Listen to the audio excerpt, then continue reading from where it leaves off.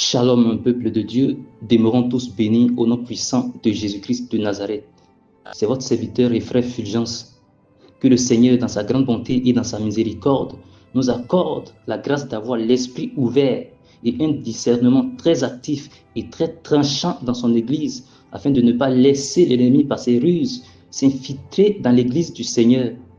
Que chacun de nous reste sur ses gardes pour garder l'Église de Dieu selon sa volonté et y maintenir l'ordre. Qu'il nous accorde la grâce de vivre profondément dans sa volonté, dans la sanctification. Qu'il nous accorde la grâce d'obéir à toute sa parole, de ne point choisir les versets qui nous conviennent et rejeter ce qui ne nous arrange pas. Qu'il nous préserve d'une telle sagesse diabolique, qui nous conduise à nous dépouiller de la sagesse humaine, toutes ces choses qui conduisent à la ruine. Qu'il accorde la grâce à tous ceux qui écouteront cette exhortation de s'attacher à sa parole pour ne faire qu'un avec le Seigneur lui-même, afin que nous soyons inébranlables face aux tentations et aux ruses de l'ennemi, qui nous remplissent de toute la plénitude de la foi, afin que nous ne soyons plus comme des enfants fragiles que peut emporter tout vent de doctrine, mais comme des hommes faits à l'image de Christ. Je recommande, Père, ce moment entre tes mains. Viens me conduire, m'orienter, que le cœur de ton peuple soit disposé à recevoir les semences de la doctrine selon la piété, au nom puissant de notre Seigneur et Sauveur Jésus-Christ de Nazareth. Gloire et honneur soient rendus à l'agneau de Dieu qui m'accorde le privilège de venir m'exhorter moi-même et à tout son peuple. Message d'exhortation intitulé « Les moments d'adoration et de louange, surtout pendant les cultes, sont de véritables moments dans lesquels le Seigneur dit gloire et honneur. » Versets et fondements bibliques. Psaume chapitre 22, verset 3. 1 Samuel chapitre 16, verset 23. 2 Rois chapitre 3, verset 14 à 15. 2 Chroniques chapitre 5, verset 13 à 14. Et Ésaïe chapitre 42, verset 8. Amen. Psaume chapitre 22, verset 3 que je lis au nom puissant de Jésus-Christ de Nazareth. Pourtant, tu es le Saint. Tu sièges au milieu des louanges d'Israël. Amen. Bien-aimés de Dieu, les moments de louange et d'adoration pendant les cultes sont des moments très cruciaux, d'abord pour les chrétiens et ensuite pour l'Éternel lui-même. Quand le chanteur ou la chanteuse et toute l'assemblée est dans la règle des cantiques, il se produit toujours quelque chose d'extraordinaire. Aujourd'hui, le Seigneur, au lieu qu'il prenne plaisir à ces moments de louange et d'adoration, c'est la tristesse que nous lui causons.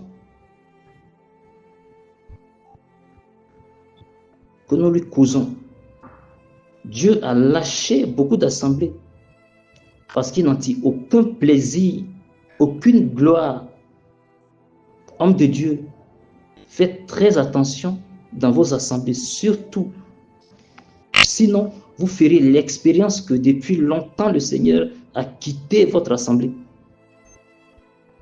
Dieu nous a donné le don du discernement, pourtant le désordre dans les assemblées. Que la repentance, l'esprit de repentance soit enraciné dans notre esprit. Pour que dans notre esprit même, nous restions sur notre garde. 1 Samuel chapitre 16, verset 23. Et lorsque l'Esprit de Dieu était sur Saül, David prenait la harpe et jouait de sa main. Saül respirait alors plus à l'aise et se trouvait soulagé. Et le mauvais esprit se retirait de lui. Alléluia. Voyez-vous, peuple de Dieu, cette harpe qui jouait représente les moments de louange et d'adoration dans l'assemblée. Ces moments-là sont des moments dans lesquels le Seigneur vient pour opérer beaucoup de guérisons. Et de nos jours, ce sont des moments dont nous ne faisons aucun cas. Voilà pourquoi certains viennent avec des cas de maladie, des soucis, et retournent avec ces maladies, ces soucis. Parce que nous devons comprendre que nous n'avons pas toujours besoin de prier pour recevoir la guérison. Quand on adore Dieu en esprit et avec vérité, avec des moments de cantique, des actions de grâce, on peut recevoir la guérison à ces moments-là. Parce qu'en ce moment-là, le cœur de Dieu est touché. Et quand le cœur de Dieu est touché, il fait passer toute sa bonté devant nous. Alléluia. Un moment d'adoration fait en esprit et en vérité est aussi un moment de délivrance et de guérison. Vous voyez-vous, le Seigneur avait mis un mauvais esprit sur Saül. Mais dès que la harpe commençait à jouer, le mauvais esprit se retirait. Pourquoi? Parce que lui qui jouait la harpe était dans la règle des cantiques. Il avait l'esprit connecté avec Dieu en ce moment-là. 2 Rois chapitre 3, versets 14 à 15, que je lis au nom puissant de Jésus-Christ. Élisée dit, l'Éternel des armées dont je suis le serviteur est vivant. Si je n'avais égard à Josaphat, roi de Juda, je ne ferais aucune attention à toi et je ne te regarderai pas. Maintenant, amenez-moi un jouet de harpe. Et comme le joueur de harpe jouait, la main de l'Éternel fut sur Élisée. Amen. Cela explique clairement que les adorations ont un rôle très important dans les assemblées. 2 Chroniques chapitre 5, versets 13 à 14. Et lorsque ceux qui sonnaient des trompettes et ceux qui chantaient s'unissaient d'un même accord pour célébrer et pour louer l'Éternel, firent retentir les trompettes, les cymbales et les autres instruments et célébraient l'Éternel par ses paroles. Car il est bon, car sa miséricorde dure à toujours. À ce moment, la maison de l'Éternel fut remplie d'une fumée. Les sacrificateurs ne purent pas y rester pour faire le service à cause de la nuée, car la gloire de l'Éternel remplissait la maison de Dieu. Amen.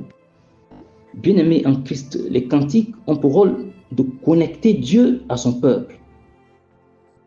Quand les cantiques se dirigent vers le saint trône, toutes les âmes dans l'assemblée doivent avoir l'esprit dirigé vers Dieu, comme un parfum qu'on offre sur l'autel de Dieu qui monte vers son saint trône et non sur la voix de qui chante. Certains même ont des préférences sur les voix et les personnes qui chantent et inconsciemment ils sont connectés à la personne qui chante plutôt qu'à Dieu. Voyons nos peuples de Dieu. Vous pensez que c'est quelque chose que Dieu ne voit pas? Quand vous convoitez les voix, adorez celui qui se cache derrière ces convoitises. Pendant ces moments, vous adorez Satan et non Dieu. Attention aussi quant aux chants qui veulent chanter, être la meilleure chanteuse ou le meilleur chanteur. Mais ne comprenons pas que la convoitise appartient à l'ennemi, la concurrence appartient à l'ennemi. Ainsi, il incline le cœur de toute l'assemblée vers lui. Il souffle l'esprit de concurrence et de convoitise dans le cœur des membres de l'assemblée pour détourner l'adoration qui appartient à Dieu. Certains même sont devenus fanatiques de certains chantres. Mais jusqu'à quand allons-nous faire saigner le cœur de Dieu dans les assemblées? Mais par la grâce de Dieu, je suis en train de vous dire que quand l'adoration est faite en esprit et en vérité, c'est-à-dire tous les cœurs dans l'église unis et dirigés vers Dieu, avec des soupirs et des actions de grâce dans l'esprit à l'égard de Dieu, dès que Satan jette un œil dans l'assemblée, mais il ne voit aucun chrétien, c'est plutôt Dieu qu'il voit, puisque l'adoration a touché le cœur de Dieu. Et vous savez, quand le cœur de Dieu est touché, il descend à tous les coups. En ce moment-là, le frère comprend que tous les membres de l'assemblée ne font qu'un par l'amour de Dieu déversé dans l'assemblée en ce moment-là. Alléluia. Et c'est en ce moment-là qu'il se produit des guérisons. la délivrance. Ésaïe chapitre 42, verset 8, que je lis au nom puissant de Jésus-Christ. Je suis l'Éternel, c'est là mon nom. Et je ne donnerai pas ma gloire à un autre, ni mon honneur aux idoles. Bien-aimés en Christ, quand l'Écriture dit que les vrais adorateurs sont ceux qui adorent le Père en esprit et en vérité, cela voudrait dire aussi que l'esprit du chrétien doit être constamment connecté à Dieu. Et les cantiques doivent nous amener dans les profondeurs de cette connexion. Alléluia. Peuple de Dieu, quand on adore Dieu, quand on adore le Seigneur ainsi, il y a quelque chose qui se passe dans tout notre être. On comprend qu'on est une partie de Dieu. Bien-aimé, le Seigneur ne joue pas avec ces moments-là. C'est un moment qui lui est très cher. Ne prenons jamais à la légère ces moments d'adoration et de louange. Voyons-nous, le Seigneur dit qu'il ne partage pas sa gloire avec un autre. Si l'adoration, surtout du dimanche, je précise par la grâce de Dieu, est mal organisée et mal orientée dans l'assemblée et dans l'esprit des âmes de l'assemblée, le Seigneur se retire de l'assemblée sans ménagement. Il ne reviendra plus dans cette assemblée si on ne se répand pas profondément et avec sincérité. Alléluia. C'est ainsi que Satan infiltre les assemblées et s'y installe profondément. Nous devons comprendre que les chrétiens de la sainte doctrine, ceux qui se sont engagés véritablement pour servir Dieu, l'ennemi ne va pas utiliser ses moyens habituels pour venir séduire les chrétiens, mais il a des moyens plus subtils encore contre ces chrétiens qui sont consacrés, qui sont vraiment engagés.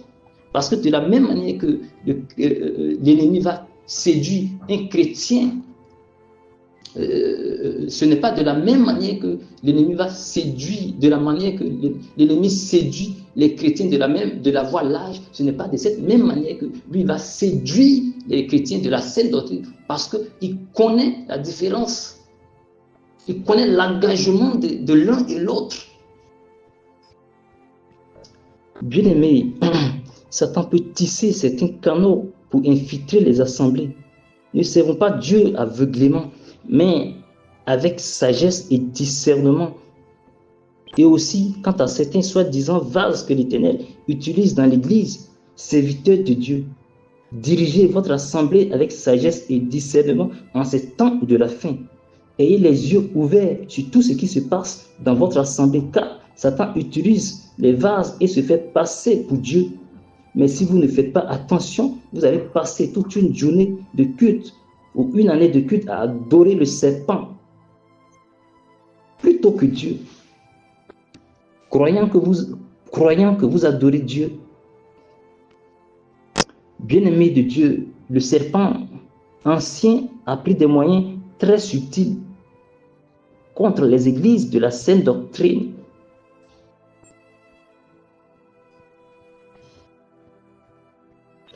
Si vous négligez une petite chose dans l'assemblée, vous allez tout perdre un jour avec Dieu. Usons de la sagesse de Dieu, du discernement dont il nous a fait don pour maintenir l'Église du Seigneur dans un état qui lui convient. Quand un vase est saisi, observez bien, non seulement examinez ce qui sort de la bouche à la lumière de la parole de Dieu, mais aussi les attitudes de la personne. Le Saint-Esprit va tester si c'est dans la vérité ou la fausseté. Que toute la gloire revienne à notre Seigneur et Sauveur Jésus-Christ de Nazareth.